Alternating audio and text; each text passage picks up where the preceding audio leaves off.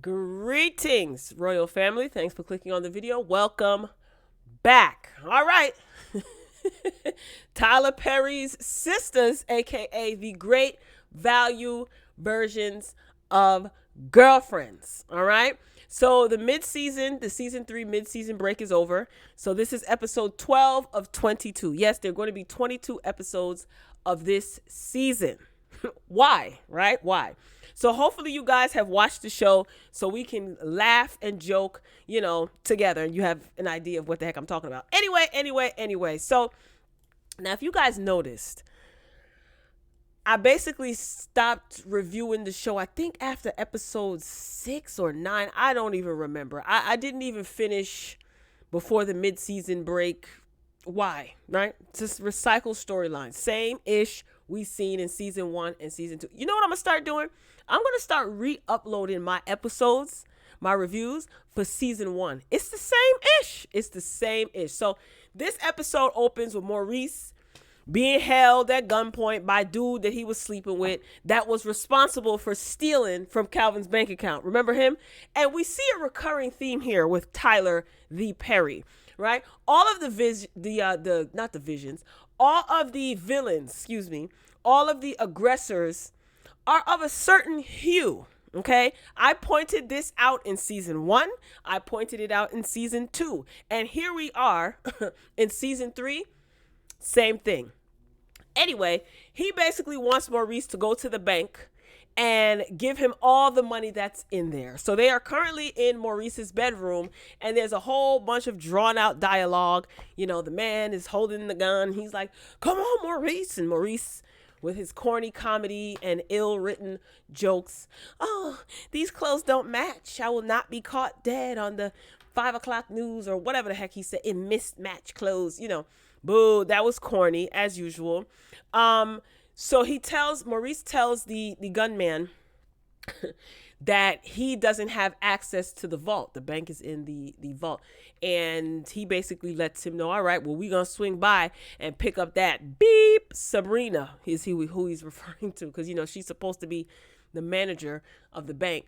And it's only like 2 of them that work there, and no one is ever in the bank, and they always leaving. Just ghetto.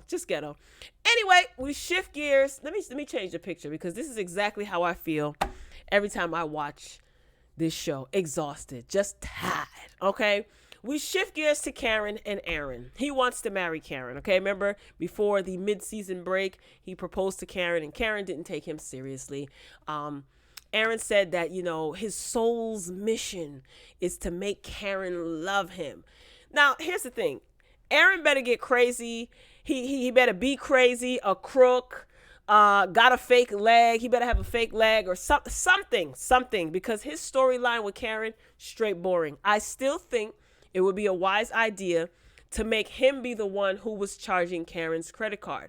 But knowing Tyler Perry, because Aaron is of a lighter hue, I could see it being Aaron used her credit card to buy a kidney from somewhere for one of the kids at his church. Something like that. It's going to be justified. If he was of a deeper hue, it would be straight ghetto and, menacing and crazy, right? You see the recurring theme here? I can't be the only one that notices this. Anyway, we move on to Andy, the home-wrecking whore. Okay? She is kissing on the man, the opposing counsel, like the trollop that she is, pretty much. So let me tell you something about that Andy with an I. She likes the idea of someone lusting after her, right? Straight trash. And why is she and Gary always wearing blue? Y'all notice that? She's always wearing blue, Gary and her, some hue of blue. She looks nice. The wardrobe definitely has improved since season 1, but I noticed that they're always wearing the color blue. Oh my God, blue. That's what I get for talking about them. Anyway, she's being a trollop in her office, right? The opposing counsel, he is of a lighter hue, and to Andy, he's just so irresistible. Like, girl, first, what happened to the other lawyer guy? What's Marcus? What was his name? Dark Chocolate. That was representing wife client. What the heck is her name? Jasmine. Remember, she had the hots for him too.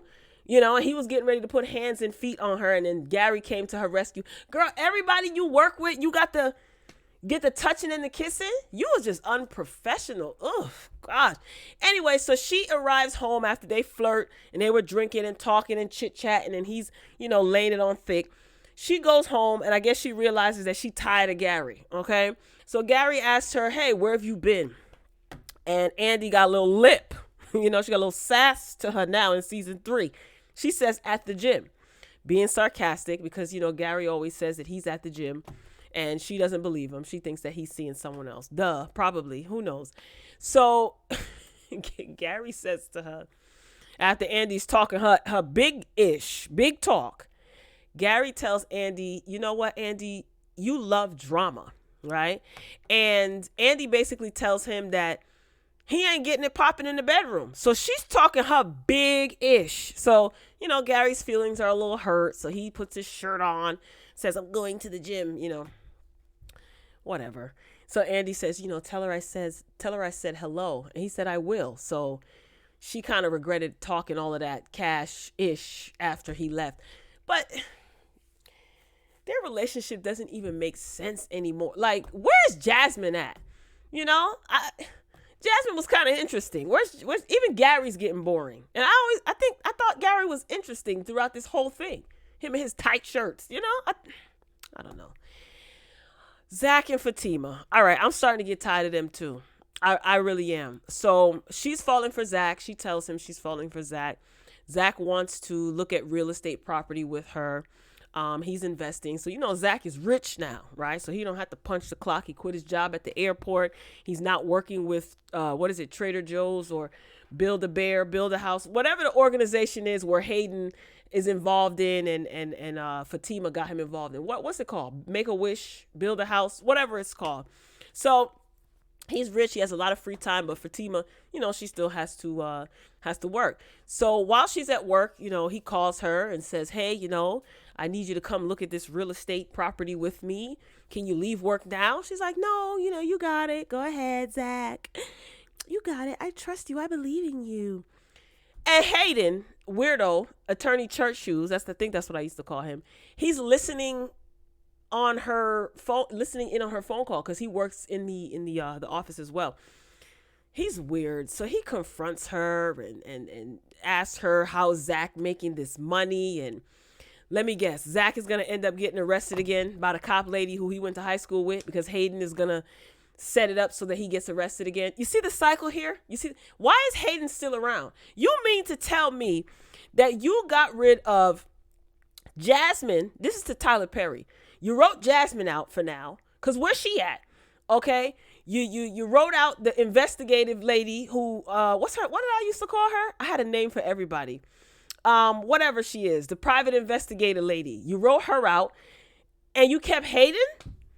Like, Hayden is whack. Anyway. So like I said, he approaches Fatima asking her questions about Zach, and she calls him all types of B-A-N word. He's corny. I'm sick of you. Get out of here. And his character is just even more annoying than all of the Great Value versions of girlfriends put together. Like, Hayden, just go away. Anyway, back to Andy the Trollop. So now the partners of the firm, they want to meet with her. So she walks in the office, and the partners of the firm want Hayden and Andy to assist the lawyer man that she was kissing on. The lawyer man checks Hayden, who is a complete cornball. He's being rude to Andy, and there's this awkward back and forth, and then he's checking Hayden. It's just weird. Like, he's taking up for Andy, who he was just kissing on, so he has to try to play it off now.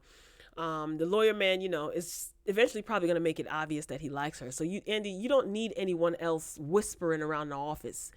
So now lawyer man is going to be working for the firm. Oh, how convenient, that Andy works at, and he could possibly be her boss. He tells her this. So his partners basically have taken over the firm. So he's not going back to the UK. He's going to be right there up under Andy's lustful nostrils. Oh my gosh, this is terrible writing. Anyway, he ends up coming clean about knowing all her business as well as Gary's business. So he knows about the FBI investigation, all that. So Andy's like, oh, I'm so embarrassed. No, you're not, girl. No, you're not. Trollops are not embarrassed. They don't have no shame, as a matter of fact, right? So he ends up sending her a file. They're sitting in the boardroom and chuckling and laughing. He sent her a file, and the file basically consists of all of his personal information. You know, he didn't think it's fair that he knows all about her and she doesn't know about him. You see what I'm saying? Like, so cheesy. And he's, oh, Andy's, wonderful. That is the recurring theme since season 1, episode 1. Andy does the most thought-ish, and everybody is singing her praises. What happened to, what's the man name? His grandmama passed out in the office, and his grandmother was the cleaning lady. What's that guy's name? Child, I can't remember anybody's name. Justice, he had not Symphony. I'm thinking of Raising Canaan. What is the guy? You guys know who I'm talking about. What happened to him? And why Andy got all the men's? Like, Karen can't get no action. I want her to see her with different people. And Lord, what's her name? Simple Sabrina.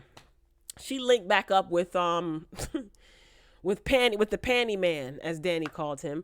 So it's like, it's just, I guess it's easier to keep the same actors and actresses and just recycle their storylines. I will have to tell you this. The one good thing about this show is that the actors, actresses, production, wardrobe, hair and makeup, they all have a job. That's about it, because I'm tired of the, oh, Andy, you're a wonderful woman, you're great. No, she's a trollop. She's a trollop, man.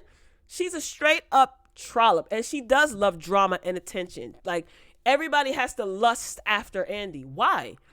So then why not cut out all the characters and just make the whole show about Andy? I've been saying it for three seasons now. This show needs to be 30 minutes tops. That's it. This show doesn't need to be an hour. Well, that's all I got. You know, this was kind of all over the place. I tried my best to talk about things that I cared about. Oh, and speaking of Danny, okay, Preston is not talking to her again. If you've been watching this since season 1, how many times has Preston gotten on her nerves? Danny gets scared of commitment. Preston goes missing. He's not talking to her. Danny starts moping about Preston not talking to her, and he ends up coming back before the end of the season. Really? Like, how y'all relationship gonna grow? Y'all don't go anywhere. Y'all don't go to the park. I don't see y'all walking in the park. I don't even see a scene with y'all eating at a restaurant. What does Preston do? Y'all sit in the apartment all day, every day. Come on, Tyler Perry. It's not gonna get any better than this. So I'll be back next week. Drop down in the comments, share your thoughts, like the video if you liked it, and I love you for watching. As always, until next time, peace.